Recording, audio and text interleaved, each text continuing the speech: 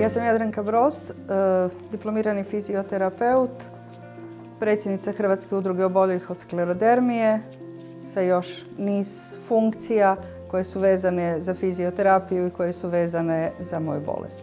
Imam dijagnozu sistemske sklerodermije koja je dijagnosticirala 2010. godine. Obzirom da sam zdravstveni djelatnik, do dijagnoze sam došla relativno komplicirano. Nekoliko godina sam imala niz simptoma koje smo pripisivali mojim prethodnim bolestima, komorbiditetima, nekakvim problemima i u konačnici mojim godinama. Ipak, uspjela sam unutar zdravstvenog sustava u jednom trenutku doći do liječnice koja je rekla: zaista ne znam što vam je, odite, imamo jednog liječnika kojem svašta padne na pamet, odite do njega. Došla sam do doktora Marinka Artukovića koji je vrlo jednostavno i kratko rekao: pokažite mi ruke. Kad sam pokazala ruke, rekao je: ja sumnjam da imate sistemsku sklerodermiju, izvadit ćemo krv pa ću vam sutra reći. I tako sam ja došla do svoje dijagnoze.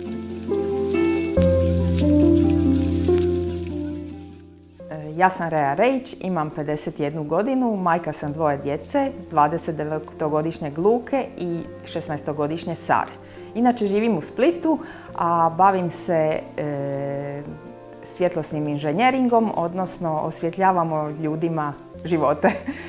Moja prva dijagnoza je Crohnova bolest. Ona je ustanovljena 1998. godine.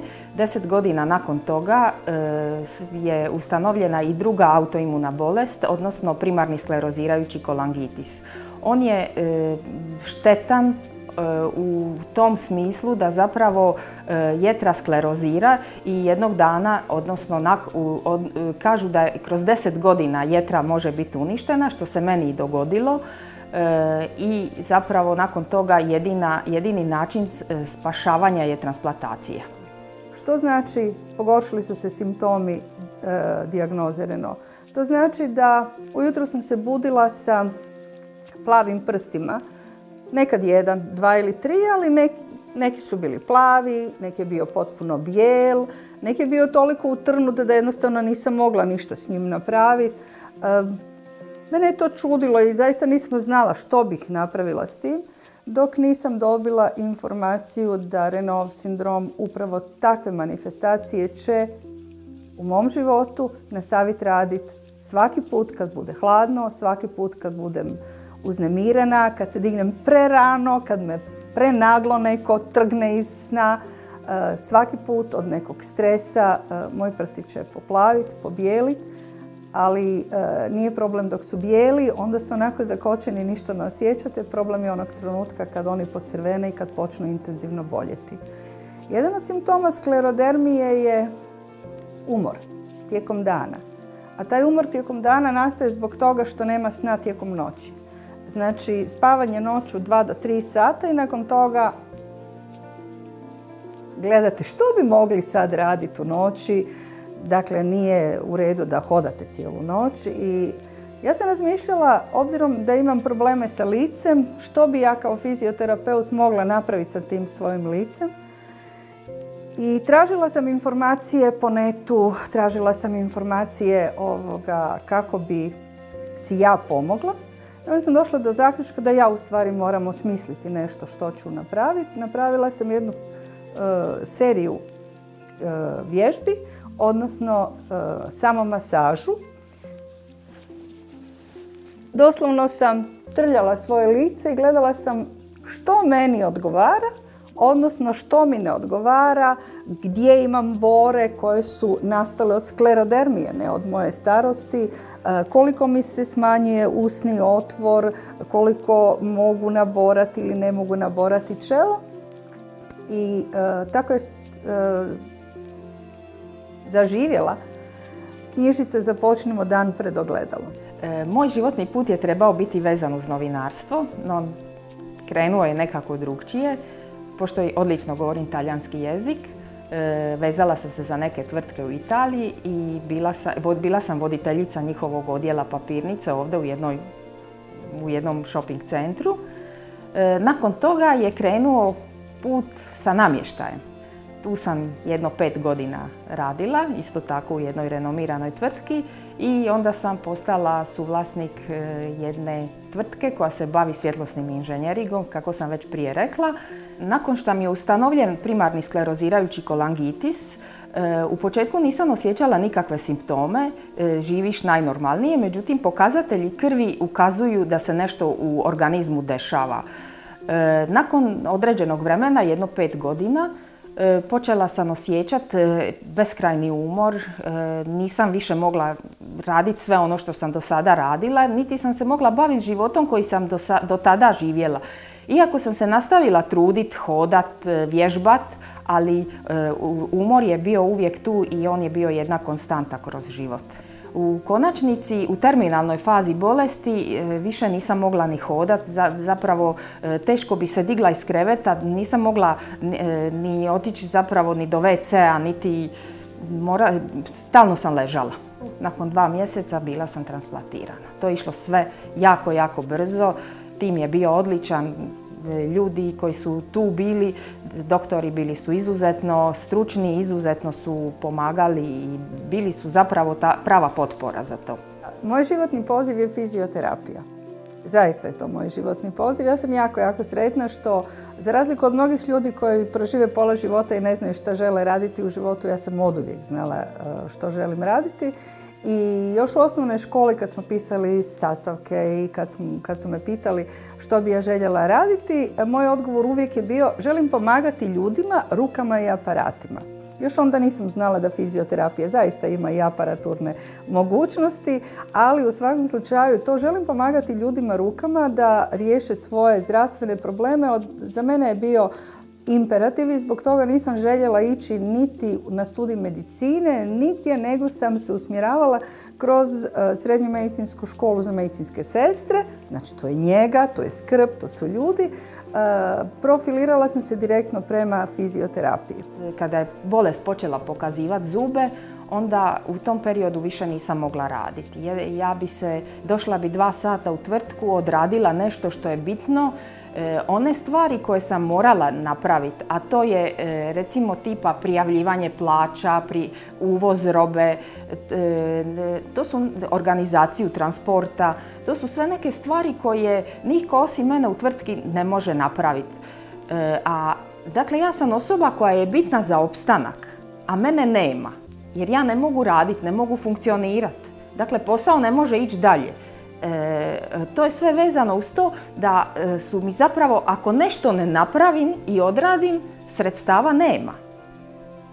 I s time mi je bio život na jedan psihički način otežan. Jer imam familiju, imam 2 djece, moram ih othraniti, a studiraju, a ne znam kako napraviti od kuće taj neki, treba napraviti ponudu prema kupcu, a mene nema tamo.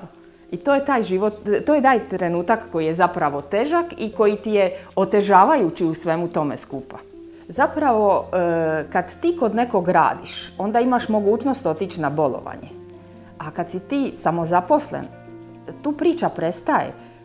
Ti jednostavno moraš odraditi jesi ti taj koji kotrlja posao. I u tom momentu je nekako i to otežavajuća okolnost. Naime, ja sam uvijek bila fizioterapeut koji je radio korak naprijed i htio je malo više, pa su me tako i upotrebljavali. Pa 1985. godine doktorica i ja smo dobili zadatak da odemo u Zagreb i educiramo se elektromioneurografiji. Vama to ništa ne znači.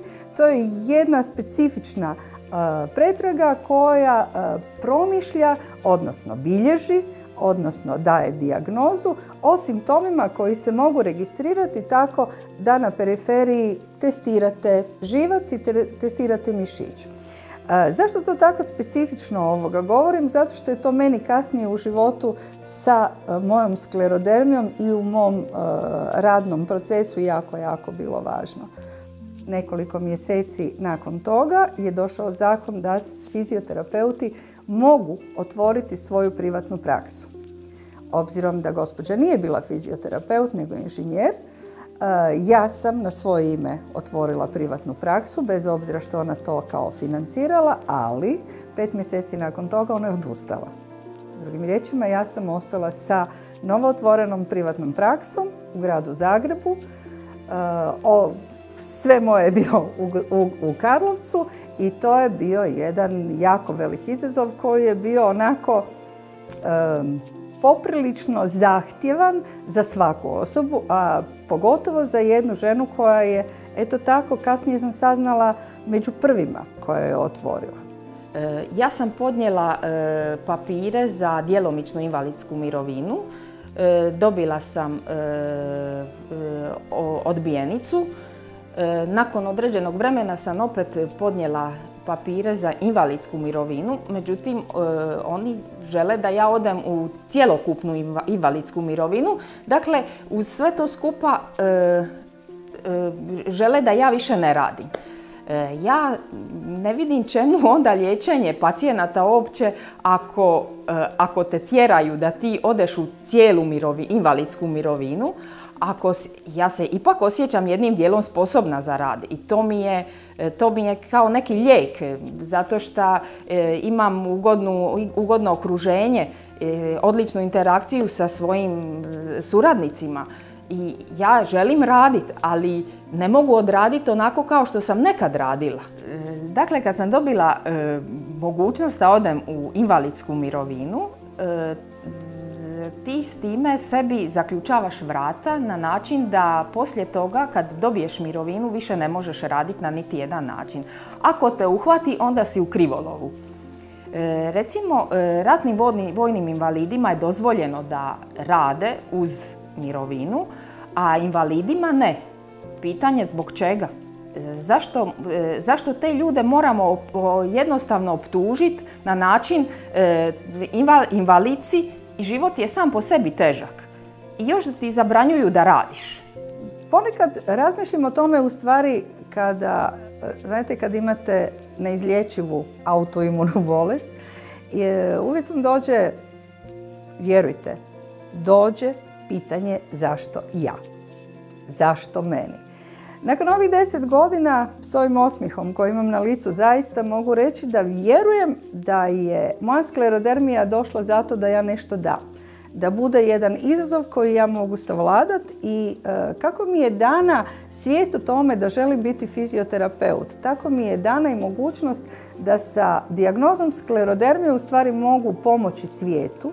Kako ću pomoći? Tako da proživim simptome, jer ako ste proživjeli simptome onda zaista znadete što čovjeka muči i možete mu jako dobro objasniti njegovu kliničku sliku jer živite tu kliničku sliku.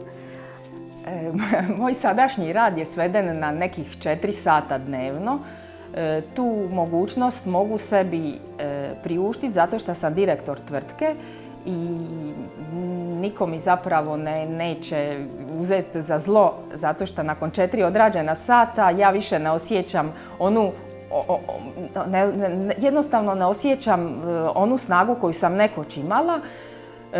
Moje kolege su mi pomažu u smislu da uskaču i da odrađuju neke stvari koje sam ja prije odrađivala. Dakle, rad u ordinaciji do 2010. godine i nakon 2010. godine kad sam dobila dijagnozu partnericu sklerodermije je zaista bitno različit jer onaj poticaj koji je trebao riješiti moj problem, moj tim terapijski u ordinaciji zajedno sa mnom ga je riješio na moju korist i tog trenutka kad sam ja imala benefit od terapijskog procesa, mogli smo ponuditi svima drugima. I iz tog razloga ne samo da je u terapiji se promijenio način funkcioniranja, nego smo bili u mogućnosti, opet zahvaljujući Hrvatskom savezu za rijetke bolesti, Hrvatskom zboru fizioterapeuta, Napravili smo nekoliko stvari, znači uvijek smo pričali o sklerodermiji i njezinim problemima, ali smo nudili i odgovore, pa smo u Hrvatskoj ponudili i 2 korisnička priručnika. Živjeti kvalitetnije sa sklerodermijom. Prvi korisnički priručnik, u stvari zašto je nastao? Nastao je zato što mi kada dobijemo dijagnozu dobijemo niz informacija koje su napisane negdje na papir i jednostavno ljudi ne znaju si pročitati tu informaciju. I u prvom dijelu tog korisničkog priručnika ja sam nastojala zdravonarodski objasniti što znači pojedini simptom, pojedina riječ u nalazu koji je napisan. To mi nije bilo dovoljno, naravno, nego smo morali ponuditi onda još neke vježbe. I onda smo ponudili vježbe iz one knjižice Započnimo dan pred ogledalom i ponudili smo neke vježbe čega ruku. Imam sreću što moji roditelji, moji prijatelji, moja djeca, moja radna okolina, svi su uz mene, a ovako ponekad izađeš vani pa kad te vide kako izlaziš iz auta koje nosi invalidsku karticu, onda ljudi znaju biti jako bahati i jako bezobrazni. Jednostavno ne očekuju da se invalid 100% može urediti, da se može našminkati, da može imati frizuru, da može imati nalakirane nokte, izaći u visoke pete vani. To su sve stvari koje doživljavaš. Aha, ti si invalid. Da, misle da se švercaš. A zapravo ko bi se igrao s time? Ko bi se igrao s bolešću i ko bi sebi htio da je? U ordinaciju smo donijeli jedan aparat koji se zove BEMER. Dakle, to je aparat za poboljšanje mikrocirkulacije. Meni je to izgledalo kao svaki aparat fizikalne terapije.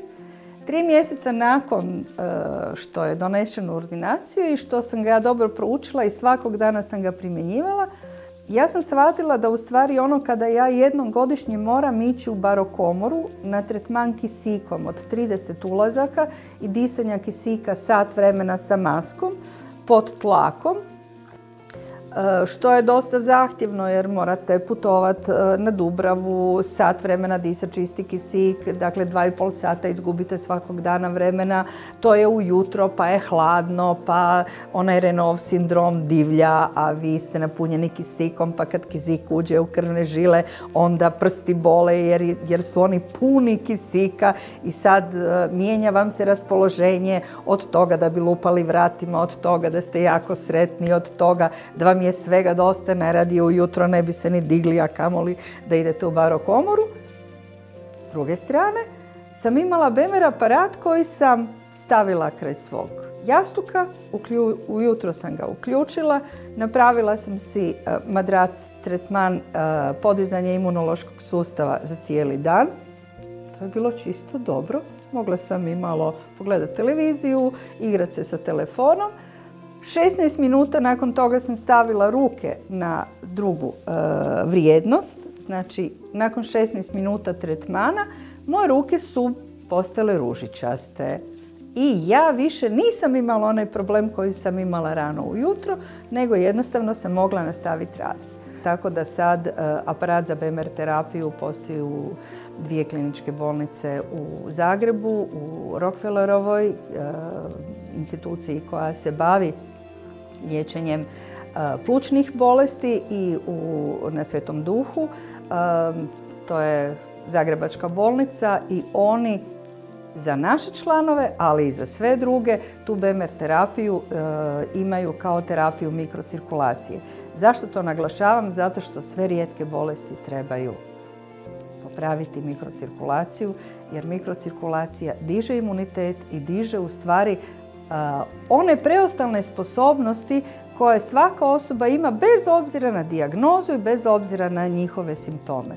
Ti nakon operacije ili kad je tako kad već nakon operacije postaješ invalid i nakon nekih bolesti kad postaješ invalid, nema osobe koja te obavijesti o tvojim pravima. I to je jedan od najvećih problema države.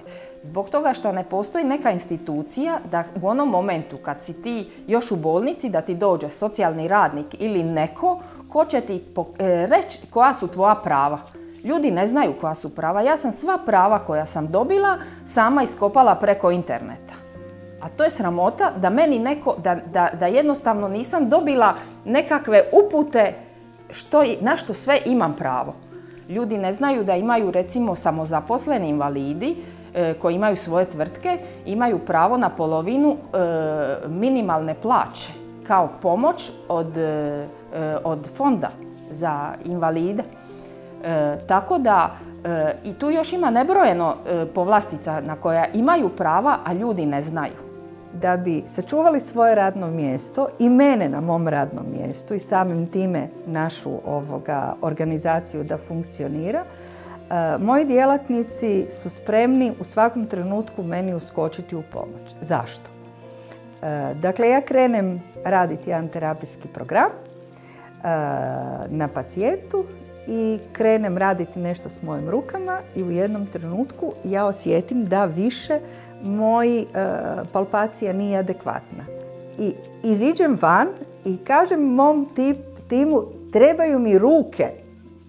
Tada dolazi neko od slobodnih djelatnika koji svojim rukama fizički nadoknadi ono što ja svojim rukama ne mogu napraviti. I ta šema trebaju mi ruke možda nekad zbunjuje nekoga ko sa strane gleda, ali nama daje zaista mogućnost da ja više nemam s tim problem. Ajme, ja sam imala beskrajnu podršku prijatelja. Mama mi je stvarno puno pomogla, otac, djeca su mi stvarno bila pri ruci, moja kuma, moja sestra, ona je... Toliko su bili svi uz mene da bilo mi je puno lakše. Puno je lakše kad znaš da imaš neke ljude sa sobom, da su tu, da sve što ti treba da možeš tražiti, da će ti skiniti zvijezde s neba. Eto, baš tako je bilo. I to je ono što ti daje jačinu. A onda s druge strane vidiš da si ipak nekako na neke ljude ostavija dobar dojam, odnosno da taj tvoj život nije bez veze protračen. Jer ljudi su tu pored tebe, pomažu ti. Znači da su ipak nešto što si ti, nešto tvoja, kako te percipiraju, da je to nešto što ti žele dati, vratiti. To me održalo u životu. Oboljeli od rijetkih bolesti vrlo često imaju i tu psihičku komponentu o kojoj ne žele govoriti ili o kojoj ih niko ne pita ili koja je onako gurnuta skroz sa strane. Kako oni doživljavaju u stvari tu svoju nemogućnost da nešto, to svoje ograničenje. Treba zaista savjetovati svima oboljelima. Prihvatite činjenicu da nešto ne možete. Prihvatite ju tako da ne samo da razumom kažem da ja znam da ja to ne mogu, ali opet se gurate naprijed, gurate se u prvi plan. Kad vidite da nešto ne ide dobro, onda ja ću to napraviti samo da bude napravljeno odmah i dobro. Nemojte to raditi. Stanite, dozvolite drugima da iskažu sve što znaju i mogu napraviti, jer jako puno ljudi oko vas vam želi pomoći. To je činjenica. Ali mi im često ne dajemo mogućnost. Kada mi shvatimo da sve ne možemo i kada pređemo tu granicu, da možemo zatražiti pomoć i da to što tražimo pomoć zaista nije naš problem. Zaista nije nešto čega se trebamo sramiti. Zaista nije nešto od čega trebamo bježati. Ne. Ako trebam pomoć, ja tražim pomoć. Moj tim, moja okolina, moji prijatelji, moja obitelj zna da sam došla do trenutka kada je vrijeme da se oni uključe. I oni to s velikim veseljem naprave i onda nam je život vrlo jednostavan. Bolest je teška i naravno da ima utjecaja na život, ali svakako bi trebalo naučiti živjeti s njom. Nekako mislim da je jako bitno ostati u radnom odnosu, da je jako bitno družiti se s ljudima, da je jako bitno ne odustajati od sebe.